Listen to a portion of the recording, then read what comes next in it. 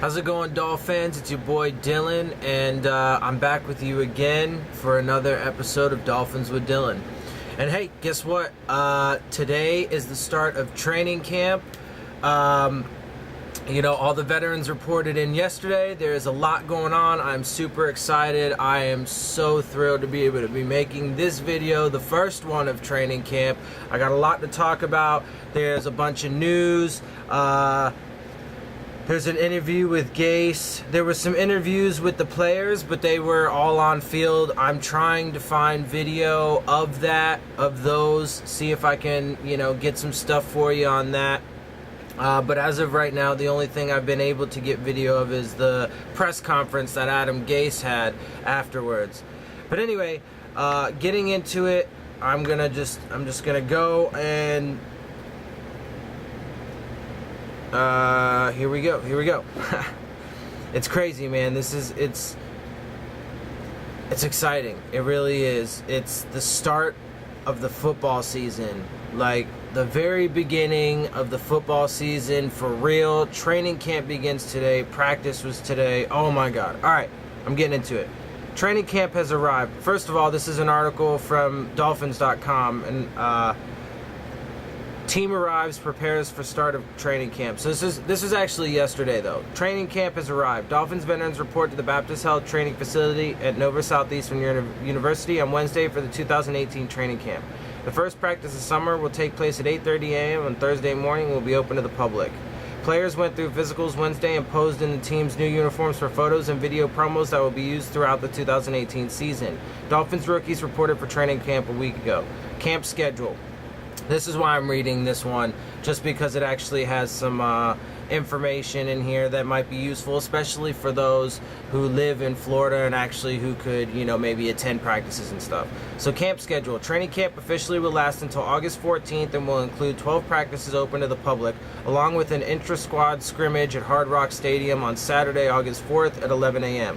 All practices at the Baptist Health Training Facility at Nova Southeastern University will begin at 8:30 a.m. The Dolphins will practice 5 consecutive days before getting the day off next Tuesday. The preseason schedule begins Thursday, August 9th against the Tampa Bay Buccaneers at Hard Rock Stadium at 7 p.m. Fans can get free tickets to attend practice by visiting dolphins.com/trainingcamp. Camp visitors. As has become their custom, the Dolphins will be hosting various high school and youth teams throughout training camp. The high school teams scheduled to visit are LaBelle, July 26th, so that's today. Miami Columbus, July 27th. JP Taravella, July 28th. Miami Jackson, July 29th. Port St. Lucie, August 1st. Calvary Christian Academy, August 2nd. Blanche Ellie, August 3rd. Miami Central, August 7th. Pompano Beach, August 13th. And Cypress Bay, August 14th. Youth teams on the schedule are from the Broward Parks and Rec Teen League and Miami Extreme, July 30th. Calvary Christian Academy's Middle School, August 2nd. The American Youth Football League, August 3rd. The Palm Beach Youth Football League, August 6th. Greater Miami Pop Warner, August 7th. The Youth Academic Sports League, August 13th. And Gold Coast Pop Warner, August 14th. Roster rundown. The list of players at training camp will include 34 newcomers, including 13 veterans. The 21 rookies include the 8 draft picks and 13 undrafted free agents, including linebacker Frank Ginda, who was signed Tuesday after fellow rookie free agent Mike McRae decided to retire. The group of veterans includes 6 unrestricted free agents, 3 free agents, 3 trade acquisitions, and 1 waiver pickup, quarterback Bryce Petty. The site. This year will mark the 26th training camp conducted at the Baptist Health Training Facility, a run that began in 1993. The Dolphins previously spent 23 years, 1970 to 1992, at Biscayne College, St. Thomas University in Miami, and 3 years, 1967 to 69, at St. Andrew's School in Boca Raton. After splitting time in their first training camp, 1966, between the Colonial Inn Motel and Happy Dolphin Inn Fields in St. Petersburg Beach, Boca Ciega High School in Gulfport, and St. Andrew's School. So, there's that. Just some information for, people, for fans, like I said, especially if you're in the area. So, as I listed there, all the days that are available to the public. So if you can, get your tickets and get out there and check it out. I wish I lived in Florida, I really do, because I would absolutely be out there every fucking day. You better believe it. Another thing from Dolphins.com, Dolphins headlines and highlights from around the web. So they just compiled a bunch of things that are interesting, that are making headlines. Players returned to Davie and reported for camp yesterday to participate in the organization's annual media day. Dolphins Productions captured the content. So that was when they were all taking their pictures and stuff like that. Good Morning Football's Kyle Brandt thinks Ryan Tannehill and the Dolphins offense is going to surprise the league. Hell yeah, it is. Starting quarterback Ryan Tannehill fired up Dolphins on social media this week after sharing a video showcasing his offseason training sessions with teammates. I mentioned that in a previous video. Adam Gase loves the team's roster, but the Palm Beach Post listed 5 areas where the Dolphins can improve during training camp. I think I talked about that in a video as well. College football's leading tackler from a season ago now plays for the Dolphins.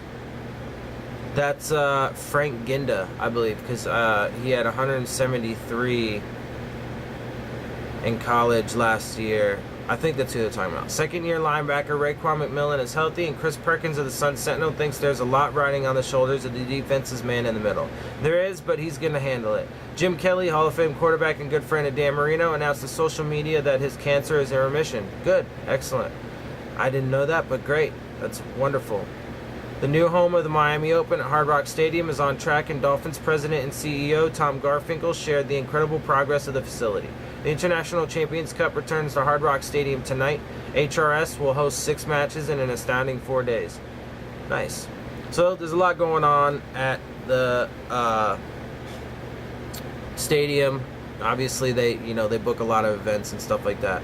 All right, real quick, one more from Dolphins.com. Camp Insider, observations from day 1 of training camp. So this is huge, and this really goes into everything going on today and everything. So highlights and observations from the first training camp practice at the Baptist Health Training Facility at Nova Southeastern. And this is from Alan Pupar, who writes for Dolphins.com, obviously. The first practice began with every player on the roster participating. This is the first time since 1997 that Dolphins training camp began with no players on either the physically unable to perform list or non-football injury list, which is great, and Adam Gase talks a little bit about that in his press conference. Among those who missed time in the offseason program but practiced Thursday were wide receiver Leonte Crew and defensive back Jordan Lucas. Man, I can't talk for shit this morning. Excuse me. All right, here we go. The Dolphins practiced without pads, as per rules of the collective bargaining agreement that forbid pads for the first couple of days of training camp. Quarterback Ryan Tannehill trotted onto the field wearing a brace on his left knee. The words Tannehill 2.0 were on the back of the brace. Rookie 7th-round pick Jason Sanders did all the place kicking Thursday. He and rookie free agent Greg Joseph figured to rotate working days as they battle for the kicking job. Joseph was 6 for 6 with a long of 52.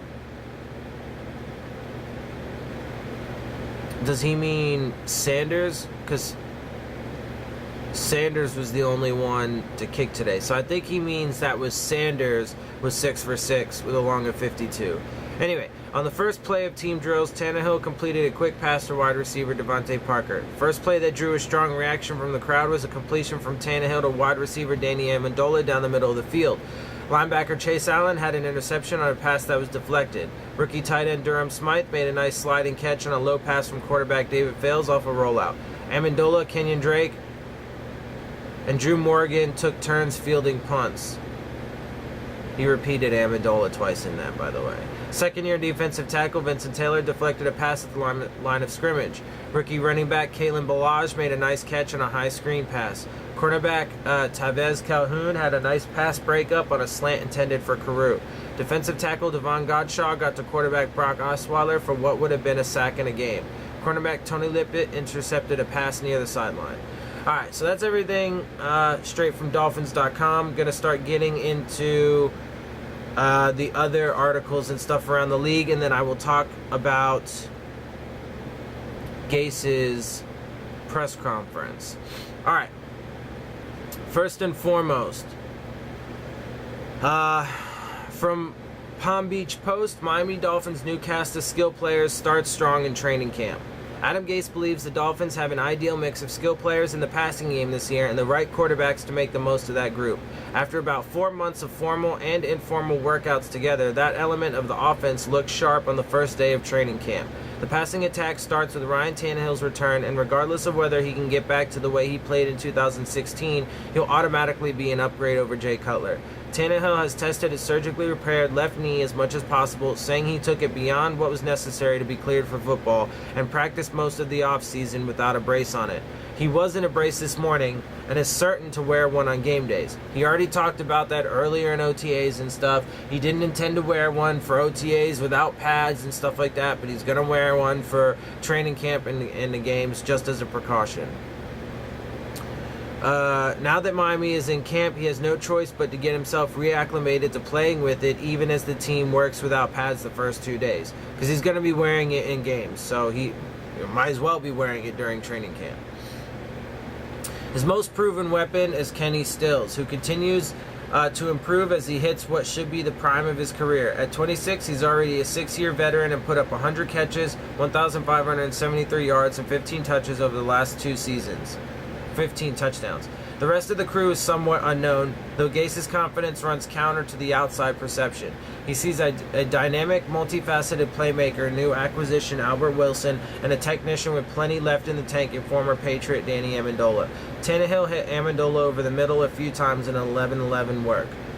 They're still hopeful that Devontae Parker will finally find his breakthrough, but they're not depending on it as much as they did last year. It's almost thought of as a bonus if he's able to give them more than he did in 2017. The 3 starting receivers at this point figure to be Stills, Parker, and Amendola, plus the Dolphins have second-round pick Mike Gesicki at tight end. Then there's Kenyon Drake, who has a chance to be the most productive offensive player. Everything is lining up for him to have a big year, and Gase is enthusiastic about settling in with exactly his type of running back. Drake shined when he got the chance late last year, but has yet to do it over an extended period. He showed his speed, he's faster than Jay Ajayi, though not as much of a bruiser, on several outside runs and short passes today. Behind Tannehill, the Dolphins gave Brock Osweiler and David Fales snaps with the second team, though it still seems Fales is at least a slight favorite to win the backup job. Osweiler threw an interception early in those drills on a ball that bounced out of Jakeem Grant's hands. Gase declined to name either player as the leader for the job at the end of organized team activities last month, but his comments going back to January have indicated a strong belief in Fales. New York Jets cast-off Bryce Petty is also in camp. Alright, man, things are, things are heating up. Things are getting crazy. Excuse me. But, this year is going to be a lot of fun for Dolphins fans. I have a lot of confidence in that. All right. Another from the Palm Beach Post. Now, NFL national anthem policy. Adam Gase doesn't envision suspensions. As the NFL's national anthem policy remains uncertain, Dolphins coach Adam Gase can't foresee any player missing games as a punishment for violating whatever rule the league implements. Gase, whose team came under fire recently when a report indicated it might suspend players who kneel or demonstrate during the anthem, said today that outcome seems unrealistic. And I want to say real quick before I continue on with this, the simple fact that Gase is saying that says a lot. Says more than what he said. In fact, he was very, casual about it. He doesn't foresee it being a thing. But the simple fact that he has the confidence to say something, like that to the media just goes to show you that, look, man, bottom line is this. The Dolphins do a lot in the community. They do a lot to give back. Ross has his Rise initiative, the Ross initiative for sports equality, and they do a lot for social justice. Kenny Stills does a lot for social justice. They're not going to suspend players. Let's get off this whole fucking bullshit about how the Dolphins are all fucking, against the players and they're going to try and fucking suspend them and fine them and all kinds of crazy shit. Fucking calm down with that, alright? If anybody knew, this is a quote from Gase. If anybody knew actual rules in the NFL, good luck suspending somebody. He said, it takes about 5,000 things before anybody can get suspended by a club. He added, I'm just telling you, other incidents that have happened in the past, it's harder to suspend guys than what anybody realizes. Protests during the anthem have been an issue since 2016, Gase's first year as head coach of the Dolphins. Since then, the team's response has been all over the place. There was a stretch last season in which players were required to stay in the locker room if they weren't going to stand, but that policy was pulled back. It's been a similarly turbulent ride for the NFL, which believed it finally solved the problem by laying down rules in March that required players to stand or stay off the field. It put that policy on hold after the NFLPA filed a grievance this month, and the League and Players Union agreed to continue trying to find a solution that suits both sides. That takes the issue out of Gase's hands for the moment. He doesn't have to answer questions about a policy that currently isn't in place. I just kind of wait and see what we're told by the NFL and NFLPA, what's going on as far as their conversations go, he said. I wait until we actually start games. It seems like things change a lot. The Dolphins have two key players who have demonstrated in the past. Wide receiver Kenny Stills kneeled during the anthem the last 2 seasons, and new defensive end Robert Quinn raised a fist last year while with the Rams. Neither player has indicated their plans for the upcoming season, but both spoke today in favor of players having the freedom to express themselves. All right, moving on. I mean, shit. We all know that's going to keep going on. It's going to go on for a while, so, you know, it is what it is. A Bleacher Report article, how Mike Gesicki is already making waves. Where is it?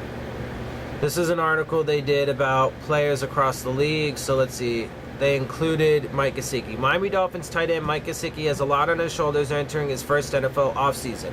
After all, the Dolphins selected the Penn State product in the second round just 6 weeks after releasing 2017 starter Julius Thomas. And while it's possible that pressure got to Gesicki during organized team activities, Adam H. Beasley of the Miami Herald reported that 6'6", 22-year-old looked lost at times. He appeared to make waves at the team's mandatory minicamp.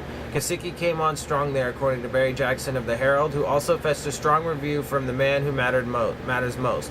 Gesicki has had some really good days, Dolphins head coach Adam Gase said. We had a 2-minute drill Wednesday, and things in the red zone he was able to take advantage of a couple matchups he had.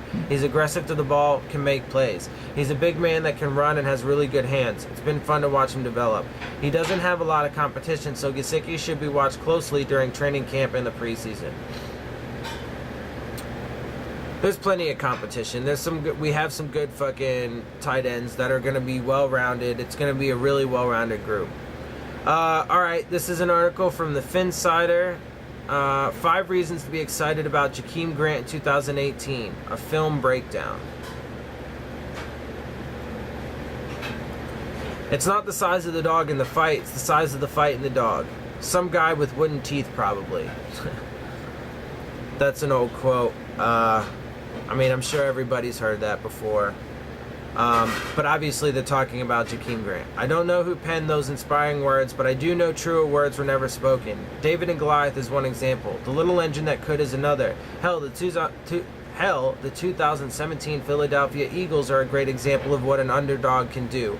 Enter Jakeem Grant, the 5'6", 169-pound wide receiver out of Texas A&M who is primed to break out in 18.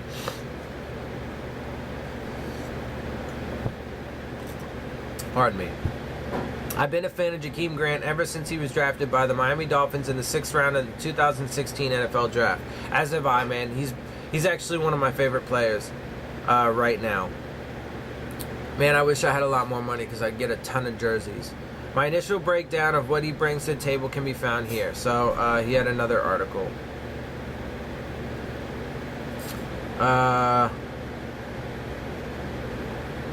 Alright, anyway. I later had the opportunity to talk to the producer of NFL Network's series Undrafted about Grant's work ethic and what he brings to the table. Grant has not been given many opportunities, but what he did towards the end of 2017 season has us all hopeful. Here are 5 reasons to be excited about Jakeem Grant 2018. Speed kills. First one. Earlier in the offseason, Albert Wilson said he could beat anyone on the roster in a foot race. It was all friendly banter, and yes, Wilson is fast, but he's not Jakeem Grant fast. Grant is the fastest player on the roster, 4.34, and one of the fastest in all of the NFL. With the ball in his hands, Grant has a chance at taking one to the house every single time. Sure, this was just a preseason game, but Jakeem Grant took a quick slant and outran the entire Philadelphia Eagles defense for 6 speed kills. And he put a little Twitter post of the play, which obviously I can't show you, but I mean, you've seen these. If you're a Dolphins fan, you've seen the preseason games, you've seen the regular season games, you've seen what he can do. Later in the 2017 season, Grant was given more opportunities and he made the most of them. We all remember watching Jarvis Landry catch screens that wouldn't net negative results. Here's what Grant can do. And he's talking about the one where Jakeem Grant catches the little screen against the Chiefs and he breaks like 4 tackles and takes it to the fucking house. Watch the defensive back drift back to counter Grant's speed pre-snap. This is what a successful screen looks like. He gives another look. How many grown men does it take to tackle Jakeem Grant? The world may never know. Yeah, I mean, I want to say there was at least like 4 defenders. Crisp route running. One of the most underrated parts of Jakeem Grant's skill set is his route running. His quick feet allows him to get in and out of his breaks quickly and naturally create separation with the defender. Try to bump him at the line and he will burn you deep. Here you can see Grant turn the boundary cornerback inside out.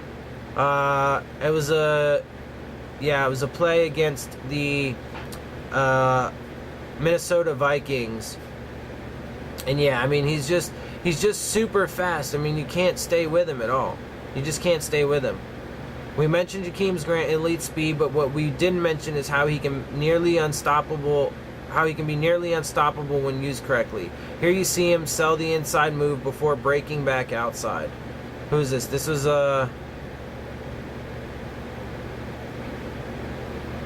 this looks like it was against the Patriots. But yeah, I mean, he's so fast in and out of his breaks. Hard work and determination, number 3. Now that Jarvis Landry is no longer in Miami, the Dolphins have an opening for one of their talented wide receivers to step up. When Grant was showcased on NFL Network's Undrafted, it was obvious nothing would stand in his way from achieving greatness. To this day, that remains true. Throughout this offseason, several videos of Jakeem Grant have surfaced the internet. These videos show him continuing to grind, showing off his hard work and determination. Nothing will stand in Jakeem Grant's way. Yeah, I mean, there's definitely been a few, videos. There have been lots of videos, both official and otherwise, of, various players and stuff. But, I mean, he's out there. Look, I mean, he's always been an underdog his entire career because he's been little. And he's a wide receiver. He's super small for a wide receiver, but he's a beast, man. And he's strong for his size. Really strong for his size. So they put Jakeem Grant Moss, the playmaker, and then they put a line through Grant, so he's Jakeem Moss. It may have been preseason, but Jakeem Grant showed off his ability to make plays, albeit versus third-string talent. Grant used great leverage. Yeah, well, this is against the Vikings, but this is one where he went up and got it. He fucking high-pointed the ball, and then obviously we saw what he did against Malcolm Butler and the Patriots. This was one of the best plays of the 2017 season. Here we see Grant do things that players his size shouldn't be able to do. Cutler throws a great ball, and in the back of the end zone, Grant goes up and snags the ball over one of the better cornerbacks in the NFL. It was on this day he earned the name Jakeem Moss. That's funny. I mean, he did moss the shit out of fucking Malcolm Butler, for real. We all saw it. It was beautiful. It was great. We loved it. Here's another look at it, blah, blah, blah. He puts a couple different perspectives. It was beautiful, man. And the best is yet to come. That's the last one. There is no GIF or fancy video that can help me show you the best is yet to come for Jakeem Grant. The man has yet to get a legit opportunity at being a starting wide receiver in the NFL, and as we saw above, when he got chances late in the year, he flourished. No matter how small or undersized people think he is, the man fights on every opportunity that comes his way. Adam Gase is excited about Jakeem Grant in year 3, and I expect him to break out in 2018. Yeah, bro. I mean, the only thing that I will say kind of sucks is that we do have so many weapons. The ball will be spread around, so it's going to be hard. Dolphins need to understand it's going to be difficult for there to be a true, breakout for, Devontae Parker or Jakeem Grant because of the fact that the ball is going to be spread around so much. But that's not a problem. That's not even a problem at all. All right. One more from Palm Beach Post. Miami Dolphins cornerback Tony Lippett makes a move at start of training camp. Tony Lippett broke on a pass from Brock Osweiler and came down with an interception in his first Miami Dolphins training camp practice on Thursday. It was shades of 2016 when Lippett was healthy and emerging as a threat to intercept almost any pass in his area on the field. He looked good today, Dolphins coach Adam Gase said. It was good to see him transition and make some plays on the ball. This spring, Lippett seemed a bit tentative in his return from a season-ending Achilles injury. But he came on toward the end of spring, and it seems he may be ready to compete with Cordray Tankersley for his former starting position. Tankersley versus Lippett may actually be the most interesting competition in this training camp, unless for some odd reason David Fales versus Brock Osweiler keeps you up at night. Yes, it's meaningful, Lippett acknowledged, of starting in the NFL. Gase said Lippett was holding back as he worked through some soreness and pain during the spring. Several times Gase said he told Lippett not to worry about getting beat, just to build back his strength. Lippett is stronger in the summer than he was in the spring. I feel good, Lippett said. I feel strong. I feel ready to go. The biggest challenge was just going and not thinking about it. Sometimes you think about it, but just go, make it happen, trust the process, and just go. Lippett said he feels to an extent if he starts is out of his control, but he is committed to competing for the position. Just trying to embrace every challenge I get thrown. He said, one day at a time, don't get too high, don't get too low, just get 3% better every day and I'll be all right. Tankersley versus Lippett is a real thing now. Those guys are battling, Gase said. Yeah, I mean, it's going to be great. I think they're both going to get plenty of playing time, and I think they're both going to perform. I think our secondary is going to be shut down, locked down this year. All right, guys, so I got some quick stuff from Gase's interview. I just summarized everything to kind of keep it concise. So here we go. This is what Gase had to say. He said, it's hot as hell out there. It's probably one of the hotter days he's seen. Tannehill is better as a quarterback, being in this offense and football in general. Every rep he gets something from. He takes something from every single rep that he gets. Tannehill understands pressure that comes with being quarterback. Every training camp feels a little bit different. Day one groupings don't necessarily mean the starters. It's about getting reps with Ryan and moving people around. Amendola looks like the player we played against. Gore is ageless. Success is not hinged solely on Tannehill, but best to have him. Guys came back to training camp in great shape. Corners are battling. Tony trending to 2016 form. Gase just follows what he's told. It's difficult to suspend a player. Team does great at addressing issues, not shy about talking about things. Head coaching hasn't been a challenge. Follows the people in charge and communicates to players. Upper pads on Saturday, full on Sunday or Monday. Team very healthy. Players are using resources available, being great about hydration. Gase doesn't listen to national media. Every year, you're 0-0. Gase believes in his team. So, look, man, here it is, guys. Training camp has begun. I know that was kind of a flurry of things. I apologize if I was a little fast with everything, but there was a lot to get to, and, I wanted to make sure to bring it to you, make sure you guys have it, and, hey, look, fins up. We're going to have a great year. I have high hopes for this team, and I'm very confident in what they can do and what we're going to put out on the field. I think we're going to be great. I think we are going to completely blow all the expectations out of the water. I think we're not only going to be a playoff team, but you've heard it from me before. I think we're going to go at least 12-4. We're going to sweep all teams in our division, 6-0. We're going to win the AFC East. We're going to make it to the AFC Championship game, and people are going to start talking about us again. So, as always, if you like the video, please subscribe, share, comment, all that good stuff. And I'm definitely working to improve upon these videos. I'm going to make them a little bit more special, a little bit more professional, a little bit more put together. So, definitely be looking out for that. I got myself a video editor, so I'm working hard for you guys to improve upon this podcast. And once again, if you like it, please definitely let me know. If you have any questions, comments, or concerns, please post them, and I'll see you again soon. Fins up.